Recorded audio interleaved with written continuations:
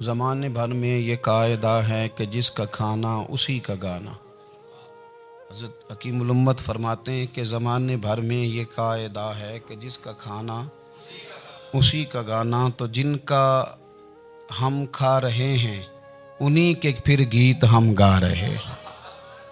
کائنات ارضی اور سماوی پر سب سے بڑا، سب سے شاندار، سب سے خوبصورت، سب سے ٹھنڈا، سب سے امن والا جو انقلاب ہے وہ میرے نبی پاک نے برپا فرمایا۔ بڑی یہ کم نصیبی ہے کہ مسلمانوں میں فرقے بن گئے اور امت تقسیم ہو گئی، اور تقسیم ہونے سے کمزور ہو گئی۔ لیکن افسوس کی بات یہ ہے کہ لوگ اس بات کو سمجھنے سے عاری ہیں کہ عید میلاد النبی صلی اللہ تعالیٰ علیہ وسلم تو امت اس بات کے شکر کے طور پہ مناتی ہے کہ اللہ نے ہمیں اپنے نبی کا غلام بنایا۔ آؤ میں تمہیں مسلم شریف پڑھ کے سناتا ہوں، اور راوی بھی وہ بندہ جو ہر وقت حضور کے قریب رہتے تھے، حضرت انس بن مالک رضی اللہ تعالیٰ۔ آپ فرماتے ہیں مجھے وہ دن بھولتا ہی نہیں، میں بھلا سکتا ہی نہیں جس دن میرے نبی پاک مکے سے ہجرت کر کے مدینہ طیبہ تشریف لائے۔ حضور اس دن کیا ہوا تھا؟ تو حضرت انس بن مالک فرماتے ہیں ساری بیبیاں چھتوں پہ چڑھ گئی، ساری عورتیں اپنے اپنے کام میں مصروف ہوتی ہیں، کوئی کسی وجہ سے چھت پہ چڑھ جائے تو چڑھ جائے، ساری کٹھی تب بھی چڑھتی ہیں جب گلی میں کچھ اور ہو، جب کوئی انوکھی بات۔ ساری بیبیاں چھتوں پہ چڑھ گئیں، بچے درختوں کے ساتھ چمٹ گئے، اور فرماتے ہیں کہ 70 کے قریب لوگ حضور کی سواری کے آگے تھے اور باقی سینکڑوں کی تعداد سے سواری کے پیچھے تھے، اور فرماتے ہیں یہ الگ منظر تھا۔ اور یہ مسلم شریف میں نعرہ موجود ہے، مسلم شریف میں یہ صحیح مسلم میں موجود ہے کہ جب حضور مدینے آ رہے تھے تو مدینے والے نعرہ لگاتے تھے یا محمدہ یا رسول اللہ، اور چلتے ہوئے لگا رہے تھے یا محمدہ یا رسول اللہ کا وہ نعرہ لگا رہے تھے۔ اور پھر حضرت انس بن مالک فرماتے ہیں یہ دو منظر یہ تھے، ایک تیسرا منظر بھی تھا۔ مدینہ شریف کے اندر کچھ قبیلے تھے، آج بھی ایسا ہونا نہیں چاہیے، یہ اسلام نہ صرف اس کو ناپسند کرتا ہے بلکہ اس کی تردید کرتا ہے۔ چھوٹی برادری بڑی برادری آج بھی تقسیم ہے، نہیں ہونی چاہیے۔ عرب کے اندر بھی تقسیم تھی، کچھ قبیلوں کو چھوٹا جانتے تھے، کچھ کو بڑا جانتے تھے۔ ایک قبیلہ تھا بڑا قبیلہ، بنو نجار کا، چودھریوں کا قبیلہ، سیٹھوں نوابوں کا قبیلہ، بڑے لوگوں کا قبیلہ۔ اس قبیلے کی بیٹیاں ایک کونے میں دف لے کے بیٹھ گئیں۔ نبی پاک صلی اللہ تعالیٰ علیہ وآلہ وسلم کے غلاموں بات کو سمجھیں۔ ایک منظر یہ کہ عورتیں چھتوں پہ، آج ہم منع کریں گے کیونکہ یہ پردے کی آیتیں نازل ہونے سے پہلے کی بات ہے، اب آیتیں آ گئیں، اب ہم یہ اجازت نہیں دیتے۔ عورتیں چھتوں پہ چڑھ گئیں، مرد گلیوں میں نعرے لگانے لگے، اور بنو نجار قبیلے کی بیٹیاں، چھوٹی بچیاں وہ ایک کونے میں دف لے کے بیٹھ گئیں اور وہ پڑھنے لگیں طلع البدر علینا۔ اب تو میلاد غریبوں میں رہ گیا ہے، ہمارے یہاں فیشن ہو گیا ہے، جب حالات خراب ہوتے ہیں تو لوگ برکت کے لیے میلاد کراتے ہیں، اور جب امیر ہو جاتے ہیں پھر انہیں میلاد کے جائز ہونے کی دلیل ہی کوئی نہیں ملتی، پھر وہ یہ فیشن ہے۔ بندہ تھوڑا سا پڑھ جائے نا دو چار چیزیں تو ہر چیز کو غلط کہنا اس کی طبیعت ہوتی، پھر یہ فیشن ہے کہ میری سوسائٹی نہیں ہو گئی، کتابیں نہیں ہو گئیں، فرنیچر نیا ہو گیا، دوست نئے ہو گئے تو مذہب وہی پرانا۔ اوئے ہوئے کوئی ترقی کرنی چاہیے، پھر وہ ترقی کرتے ہیں بیچارے، اور جن کی پیچھے 10 نسلیں اور 50 نسلیں میلاد مناتی آنے کو تو نہیں دلیل کوئی نہیں ملی۔ سبحان اللہ۔ جن کی دادی وضو کر کے کھیر پکاتی تھی 11ویں کی، جب امیر ہو جاتے ہیں تو انہیں 11ویں پکانے کی دلیل ہی نہیں ملتی۔ اب آپ امیر ہو گئے میرے بھائی، آپ کا فیشن ہے، یہ طبیعت کا حصہ ہے۔ آپ چاہتے ہیں کہ میں وہ کام کروں جو درویش لوگ، سادے لوگ نہیں کرتے۔ تم اپنے معاملات کو بچانے کے لیے نعرے لگاؤ تو تمہارے پاس ساری دلیلیں ہیں، لیکن یہ تمہارا نصیبہ ہے کہ تم جھوٹوں کے نعرے لگاتے ہو، لیکن یہ غریبوں کا نصیبہ ہے کہ میلاد والے رسول کا نعرہ لگا۔ یہ غریب کا حصہ ہے۔ لیکن وہ بنو نجار کی بچیاں غریب نہیں، امیر گھرانے سے تھیں۔ انہوں نے جو بات کی اس کو حفیظ جلندری نے لکھا۔ مرحوم کہنے لگے کہ وہ ننھی بچیاں، چھوٹی بچیاں تھیں، کہتے وہ ننھی بچیاں وہاں بیٹھ کر دف بجاتی تھیں اور رسول پاک کی جانب اشارے کر کے گاتی تھیں، اور لوگوں سے کہتی تھیں کہ یہ کوئی ہمارا پیشہ نہیں دف بجانا، ہم تو چودھریوں کی بیٹیاں ہیں، ہم تو بڑے خاندان سے ہیں۔ وہ ننھی بچیاں جو بیٹھ کر وہاں دف بجاتی تھیں، رسول پاک کی جانب اشارے کر کے گاتی تھیں اور کہتی تھی ہم ہیں بچیاں نجار کے عالی گھرانے کی، خوشی ہے آمنہ کے لال کے تشریف لانے، ہمیں بڑی خوشی ہے آمنہ کے لال کے، خوشی ہے آمنہ کے لال کے، خوشی ہے آمنہ کے لال کے، ہمیں خوشی ہے آمنہ کے لال کے تشریف، خوشی ہے بس آمنہ کے لال کے تشریف۔ نبی پاک صلی اللہ تعالیٰ علیہ وآلہ وسلم سے امت کا جذباتی رشتہ ہے۔ یہ پہلے دن سے ہی ابو جہل کب منع کرتا تھا کسی مسلمان کو کہ خانہ کعبہ میں نماز نہ پڑھو، کہتا پڑھو۔ حضرت صہیب ابن سنان رومی سے اس نے کہا کہ آپ اپنے طریقے کے مطابق، مسلمانوں کے طریقے کے مطابق کعبے کے اندر نماز پڑھیں، جو مرضی کریں۔ روکتے تو وہ نبی پاک کے قریب جانے سے تھے، وہ منڈیوں میں بیٹھ جاتے تھے، حضور کے قریب نہ جانا، حضور کے قریب نہ جانا، حضور کے قریب نہ جانا۔ میری بات کو آپ سمجھے اور ہمیشہ یاد رکھیں، امت کا نبی پاک سے جذباتی رشتہ، جذباتی۔ یہ جو رسول اللہ کی امت ہے یہ گناہگار ہو سکتی ہے پر اپنے نبی کی غدار نہیں ہوتی۔ میں آپ کو صحیح کہہ رہا ہوں۔ میرے کلین شیو نوجوان کے کان میں آپ جا کے کہیں نبی پاک، چاہے اس نے نماز نہ پڑھی ہو، چاہے اس نے داڑھی نہ رکھی ہو، آپ حضور کا نام لیں، اس کے رونگٹے کھڑے ہو جاتے ہیں، اس کی طبیعت، اس کا دل دھک دھک کرتا ہے، اس کی ایک ایک روح سے محمد محمد کی آوازیں نکلتی۔ یہ فیض ہے رسول پاک کا اور یہ کرم ہے اللہ کا اس امت کے ساتھ۔ امیر ملت پیر جماعت علی شاہ صاحب محدث علی پوری فرماتے ہیں ایک جگہ ہندوؤں کا جلسہ تھا، ہندو پنڈت تقریر کر رہا تھا، اس نے نبی پاک صلی اللہ علیہ وسلم کی شان میں معاذ اللہ کو بے ادبی کر دی۔ مسلمان تھے ہی نہیں، ایک مسلمان تھا، وہ ملنگ نہیں ہوتے دوری ڈنڈے والے، اس کے پاس رنگین ڈنڈا تھا، وہ کہیں دور بیٹھا تھا، تو اس نے سن لی اسپیکر چل رہا تھا، تو وہ ڈنڈا لے کے تو سٹیج پہ چڑھ آیا۔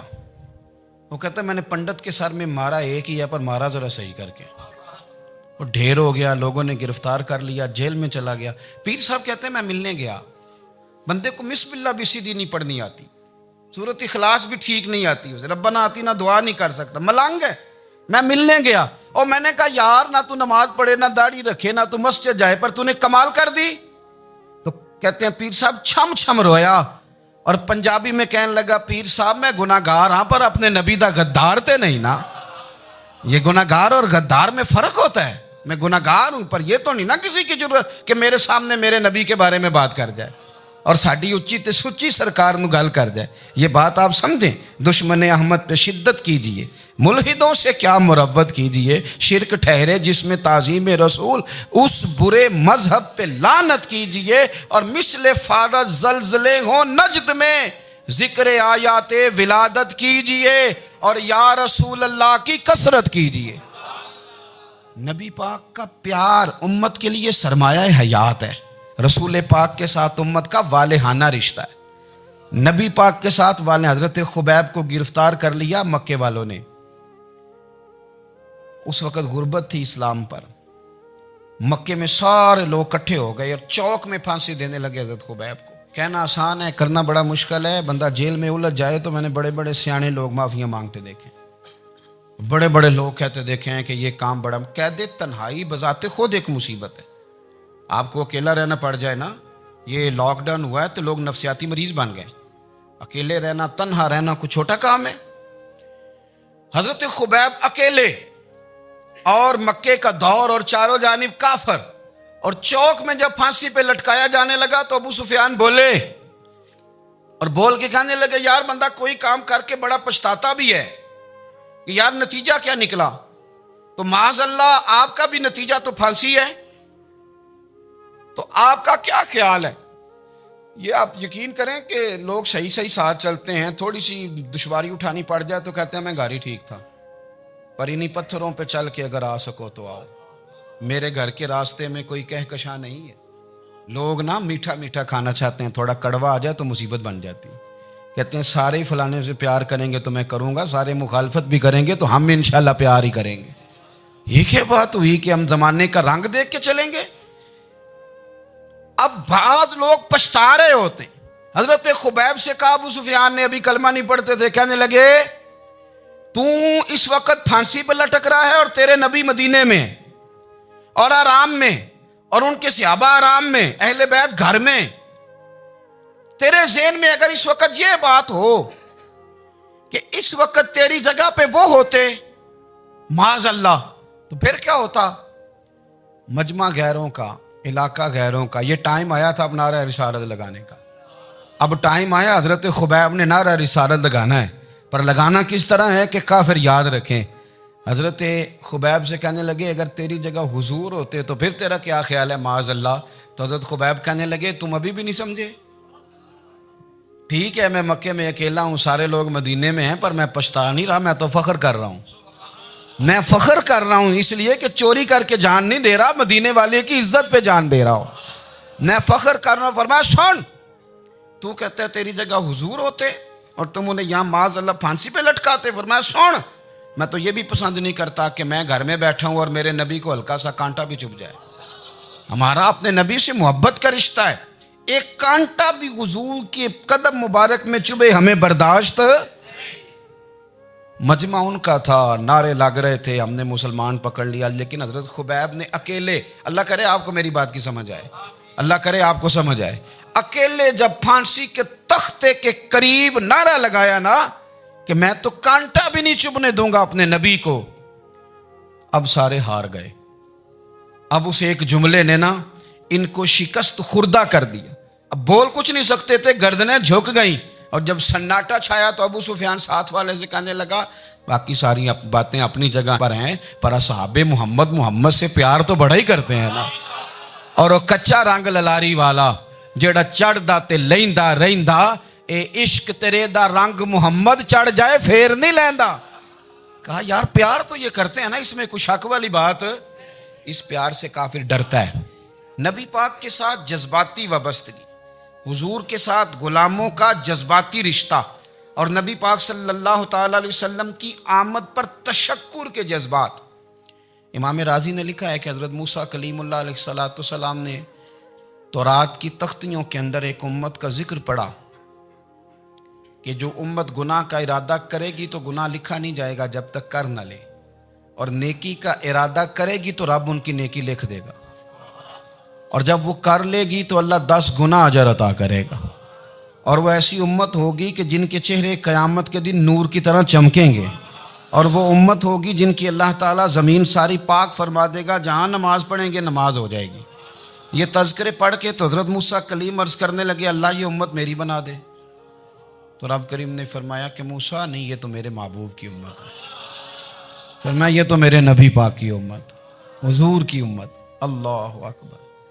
حضرت موسیٰ معمولی آدمی نہیں، وہ جلیل القدر پیغمبر ہیں جن کا قرآن کے ہر سپارے میں تذکرہ ہے، کہیں واضح طور پہ کہیں اشارتاً، ہر پارے میں۔ اور حضرت موسیٰ اللہ کے وہ نبی ہیں جو رب سے ڈائریکٹ باتیں کریں کوہ طور۔ کہا اے موسیٰ یہ امت تو میرے نبی کی ہے، حضرت موسیٰ علیہ السلام عرض کرتے ہیں، امام رازی نے لکھا ہے، کہتے ہیں اے اللہ پھر مجھے اپنی نبی کی امت میں شامل کر۔ وہ یار ہمیں لوگ کہتے ہیں میلاد نہ مناؤ، جس امت میں آنے کے لیے حضرت موسیٰ نے دعا مانگی، جس محبوب کی غلامی کے لیے، ہمیں تو دعا بھی کوئی نہیں مانگنی پڑی، اللہ نے فضل سے ہی مدینے والے کا غلام بنا دیا۔ تو ہم حضور کے تذکرے نہ کریں، ہم تشکر نہ کریں، ہم نبی پاک صلی اللہ تعالی علیہ وسلم کی نعت نہ پڑھیں، ہم حضور کے آنے پر جشن کا اظہار نہ کریں، ہر وہ جائز طریقہ جس سے اظہار خوشی ہو سکے وہ میلاد پہ کرنا چاہیے، اور اس کے لیے اسباب بنانے چاہیے۔ امت کا ایک جذباتی انداز ہونا چاہیے نبی پاک کے ساتھ، ایک وارفتگی، ایک ذوق، ایک طبیعت کے اندر وجدان۔ نعرہ مطلب اس طرح نہ ہو کہ بس چل رہا ہے کام، میں نہیں ہوں قائل، میں کہتا ہوں پہلے تو کوئی لگائے نا، اور پھر نعرہ جب لگتا تھا نا تو مسلمانوں کے یہاں نعرہ لگتا تھا تو بڑے بڑے لوگ کانپ جاتے تھے۔ صوفیاء نے لکھا ہے کہ حضرت عمر نے جب کلمہ پڑھا نا تو 39 بندے کلمہ پڑھتے تھے، تو نبی پاک نے رات کو دعا مانگی، اے اللہ عمر کو مسلمان کر کے اسلام کو عزت دے۔ حضرت عمر سویرے آ گئے، میں وہ تفصیل میں نہیں جاتا، بات لمبی۔ حضرت عمر جب آئے نا اور انہوں نے آتے جب کہا نا کہ میں کلمہ پڑھنے آیا ہوں، تو حضور اتنے راضی ہوئے کہ نبی پاک نے کہا اللہ اکبر، تو صحابہ نے نعرے لگائے اللہ اکبر اللہ اکبر، یعنی 40 لوگ مسلمان ہوئے تو نعرے لگے ہمارے صوفیاء کہتے ہیں حضرت عمر کے آنے پر جب نعرے لگے تو بتاؤ کہ وہ تو نعرہ تکبیر لگا، نعرہ رسالت کیوں نہیں لگا؟ تو کہتے ہیں گویا ہمیں حضور نے یہ سمجھایا ہے، حضور کے اشاروں نے سمجھایا ہے کہ میں اب اپنے نعرے خود تو نہیں نہ لگاؤں گا، میں نے تو اللہ اکبر کہہ دیا، عمر آ گیا ہے میرے نعرے لگاتا رہے گا، وہ نعرے لگیں گے۔ حضرت عمر نے پہلے دن ہی کہا کہ حضور آپ سچے رسول ہیں تو چھپ چھپ کے نماز کیوں پڑھیں؟ شروع ہو گئے نعرے، حضور آپ سچے ہیں تو چھپ چھپ کے نماز کا کیا معنی ہو؟ تو حضور نے فرمایا تیرا کیا ارادہ؟ عرض کی حضور سارے نہیں، ایک میں ایک امیر حمزہ، ایک لائن کے آگے وہ لگ جائے، ایک کے آگے میں لگ جاؤں، اور باقی مسلمان جتنے ہیں کل 40 تھے، پیچھے 18 19 بچیں گے، تو ایک لائن میں وہ ہو جائیں، ایک میں آگے ایک میں امیر حمزہ ہو، ایک میں ہوں، تو دیکھ لیتے ہیں یہ ہمیں نماز کیسے نہیں پڑھنے دیتے۔ ہاں دیکھ لیتے ہیں، آئے نا میدان میں، ادھر آ ستمگر ہنر آزمائیں، تو تیر آزما ہم جگر آزمائیں، اور غلامان محمد جان دینے سے نہیں ڈرتے، یہ سر کٹ جائے یہاں رہ جائے کچھ پرواہ نہیں کرتے۔ فرمایا بھی پتہ چل جاتا ہے نا، ایک لائن میں حضرت امیر حمزہ ہو گئے، ایک میں حضرت عمر ہو گئے۔ پہلے یہ مارتے تھے جو حرم شریف میں مسلمانوں کے طریقے پہ نماز پڑھتا تھا، یہ جلوسوں کی بڑی برکت ہے، اندر بیٹھے رہے نا چپ کر کے، نکل جائیں تو پتہ کچھ بھی نہیں چلتا۔ جب نکلتے ہیں نا لوگ کہتے ہیں جلوس کیا معنی ہے، تو میں بتاتا ہوں نا جلوس کا معنی کیا ہے۔ حضرت عمر نے باہر نکلے 2 لائنوں کا جلوس، لمبا بھی کوئی نہیں، بندے بھی 40، اور جناب فاروق اعظم باہر نکلے تو عمر کا نعرہ، عمر کا، حضرت عمر نے یوں کر کے آستینیں بازو کی چڑھا لیں، اور اپنے گلے میں جو ان کے رومال تھا نا اس کو یوں سینے پہ باندھا، اور اس ہاتھ میں تلوار تھی تو یوں کر کے باہر لہرائی، کہنے لگے او مکے کے کافرو ادھر آؤ میرے سامنے، جس نے اپنی بیوی بیوہ کرانی ہو، جس نے بچے یتیم کرانے ہوں، وہ آئے میدان میں، مصطفیٰ کے غلام آج سڑکوں پہ نکل آئے میدان میں ہمارے سامنے ہمارا مقابلہ کرے، آئے نا میدان میں، ہم نکلے ہیں، اب ہم یہاں کعبے میں اعلانیہ نماز پڑھیں گے، ہم پڑھیں گے، طاقت ہے تو آؤ نا ہمارا مقابلہ کرو، آؤ۔ کفر بذات خود بہت بڑا جھوٹ ہے، اور جھوٹ کے پیر بس 2 بندے نکلے تلواریں لے کے آگے تو پھر حضرت عمر نے اعلانیہ نماز پڑھوائی خانہ کعبہ۔ تو میرے بھائی رسول اللہ صلی اللہ علیہ وسلم کے غلام تو جب نعرہ لگاتے تھے تو ہو ہی کمال جاتا تھا۔ پھر بریلی کے امام بولے، کہنے لگے پیش حق مجدہ شفاعت کا سناتے جائیں، حضور قیامت کے دن آگے نا ہمارے آگے خوشخبری دیں گے، کہیں گے تم فکر نہ کرو، آ جاؤ میں تمہیں بخشواتا ہوں، میں تمہاری سفارش، آ جاؤ پیچھے۔ حضور نہ پیش حق مجدہ شفاعت کا سناتے جائیں گے۔ یقین کریں بریلی کے امام کو بھی بڑا ہی رنگ آتا ہے بیان کرنے کا، کہنے لگے آپ روتے جائیں گے، اللہ کو منانا ہے نا حضور نے، کہتے ہیں پیش حق مجدہ شفاعت کا سناتے جائیں گے، آپ روتے جائیں گے پر ہم کو ہنساتے جائیں گے، باغ جنت میں محمد مسکراتے جائیں گے، پھول رحمت کے گریں گے ہم اٹھاتے جائیں گے، اور حشر میں ہوگا ہمارا داخلہ اس شان سے ہم یا رسول اللہ کا نعرہ لگاتے جائیں، ہم یا رسول اللہ کا نعرہ۔ امام راضی کہتے ہیں حضور نے ایک رکا پکڑا چھوٹا سا، ایک بندے کو لوگ دوزخ میں لے کے جا رہے ہیں۔ اچھا مجھے ایک بات بتاؤ، فیصلہ پہلے ہو گیا ہے، اللہ کے سامنے ہوا ہے، اور فیصلہ ہو گیا اور طے ہو گیا کہ دوزخ میں جانا ہے، وہ قریب پہنچ گئے دوزخ کے، تو حضور نے دیکھ لیا، اور بتایا کس نے؟ حضرت آدم نے۔ حضرت آدم کہنے لگے حضور وہ آپ کے غلام کو دوزخ میں لے جا رہے ہیں۔ نبی پاک آگے گئے، کیا پڑھتے ہیں ہمارے بھائی؟ حضور نے مجھے ان سے چھڑا کے چھوڑ دیا۔ نبی پاک صلی اللہ علیہ وسلم آگے گئے، فرمایا ادھر آؤ، کہاں لے کے جا رہے ہو؟ اللہ کے سامنے فیصلہ ہوا ہے نا، فرشتوں نے کیا ہے نا، فرشتے کو کسی سے بددیانتی تو نہیں نہ کرتے، فرشتوں نے جو کیا ٹھیک کیا ہے نا، کیوں لے کے جا رہے ہو؟ سونے گناہ زیادہ ہیں، نیکیاں تھوڑی ہیں، فرمایا میرے سامنے تولو۔ کسی فرشتے نے نہیں کہا کہ سونے معاذ اللہ ہم کو بے ایمان ہے، ہماری کوئی اس سے زد چل ساڈا کوئی بننا سان جائے دے نال، بھائی میرا مطلب ہے صحیح تولا ہے، فیصلہ ہے، فرمایا دوبارہ تولو۔ گویا رب بھی فرماتا ہے جیسے میرا محبوب کہتا ہے ویسے ہی کر، اور کوئی نہیں دوبارہ تول لو، کوئی حرج نہیں، تولو نہ دوبارہ۔ فرشتے دوبارہ آئیں گے، انہوں نے دوبارہ تولا، ایک پلڑے میں نیکیاں ایک پلڑے میں گناہ۔ اب وہ گناہ پھر زیادہ نکلے تو نبی پاک نے نا جیب سے اتنا سا روکا نکالا، روکے کا بھی کوئی وزن ہوتا ہے، وہ حضور نے نیکیوں کے پلڑے میں رکھ دیا، نیکیاں بڑھ گئیں۔ فرشتے بھی چپ کر گئے. چلو بھائی جنت میں. میری طرح کا تھا نا پتہ سارا ہے سردار نو کیتی ہے, پتہ تو تھا نا اسے من آنم کے من دانم, تو سیدھا حضور کے قدموں سے جا لگا. کہنے لگا سونیا میں تو ساری زندگی گناہ کرتا رہا, یہ کون سی نیکی ہے؟ تو حضور فرمانے لگے چپ کر, جنت کا دروازہ کھول گیا, تو جا جنت میں. حضور رکے میں کیا ہے؟ فرمایا تو نے ایک دن درود و سلام نہیں پڑھا تھا, میں نے تیرا سنبھال کے رکھا ہوا تیرا درود شریف, وہ نعرے رسالت نہیں تو نے لگائے تھے, وہ تو کھول کے میرے تذکرے میں نے تیرا سنبھال لیا. دوزخ میں تو کیا میرا سایہ نہ جائے, کیونکہ رسول پاک سے دیکھا نہ جائے. میرے رسول پاک سر. اور میری بات سنو, میں بھی آپ کو کھانا نہیں کھلاتا, لنگر میرے سنگی کھلاتے ہیں, میرے دوست آپ کو کھانا پیش کرتے ہیں. ہر جگہ آپ جاتے ہیں تو وہاں کچھ لوگوں کی ڈیوٹی ہوتی ہے, لیکن ترمذی شریف سیاستہ کی حدیث ہے. حضرت انس نے پوچھا تھا حضور قیامت میں کہاں ملیں گے؟ فرمایا حوض کوثر پہ. حضور وہاں انس پانی پلائیں گے کہ بلال پلائیں گے کہ سہیب پلائیں گے؟ فرمایا نہیں, امت پیاسی آئے گی تو میں اپنے دست مبارک سے پانی پلاؤں. حضور وہاں نہ ملے تو فرمایا پل صراط پہ آنا, امت گزرے گی تو میں رب سلم کی دعائیں کروں گا. تو اعلیٰ حضرت فرماتے ہیں جب حضور دعا کر رہے ہیں تو ڈرنے کی ضرورت کیا ہے؟ خدا کی رضا چاہتے ہیں دو عالم, خدا چاہتا ہے رضائے محمد, رضا اب پل سے وجد کرتے گزری کہ ہے رب سلم دعائے محمد صلی اللہ ہو. تو حضور وہاں ملاقات نہ ہوئی تو پھر اس حدیث کو بھی یہ حدیث مضبوط کر دے گی. حضور فرمانے لگے پھر میزان عمل پہ آ جانا, امت کے عمل تول رہے ہوں گے اور میں کامیابی کی دعائیں مانگ رہا ہوں گا. تو جس کے لیے حضور دعا مانگیں گے ناکام ہوگا, ناکام ہوگا. اپنے بچوں کو حضور کی محبت سکھائیں, نبی پاک صلی اللہ علیہ وسلم کی غلامی کریں. آپ کا رشتہ نبی پاک کے ساتھ مضبوط ہونا چاہیے, آپ کے تعلقات حضور کے ساتھ مضبوط ہونے چاہیے. اور آپ نے دائیں بائیں نہیں دیکھنا کہ پراپوگنڈا کیا ہے, لوگ کیا کہہ رہے ہیں. لوگوں کو دیکھ کے جو لوگ رستہ بناتے ہیں وہ پیچھے رہ جاتے ہیں. آپ نے یہ دیکھنا ہے کہ میرا حضور سے نسبت کا تعلق مضبوط ہے, کوئی کدھر جا رہا ہے اس سے ہمیں کوئی تعلق. اس وقت عالمی حالات کیا ہیں, قومی حالات کیا ہیں, معاشی حالات کیا ہیں, جرنلسٹ کیا کہہ رہے ہیں فلانے کے, ہمیں اس سے غرض نہیں ہے. ہمیں تو اتنا پتہ ہے کہ ہم نے اپنے نبی کو راضی کرنا ہے. تو اس لیے خوبصورت محافل کا ذکر کریں, خوبصورت درود شریف پڑھیں.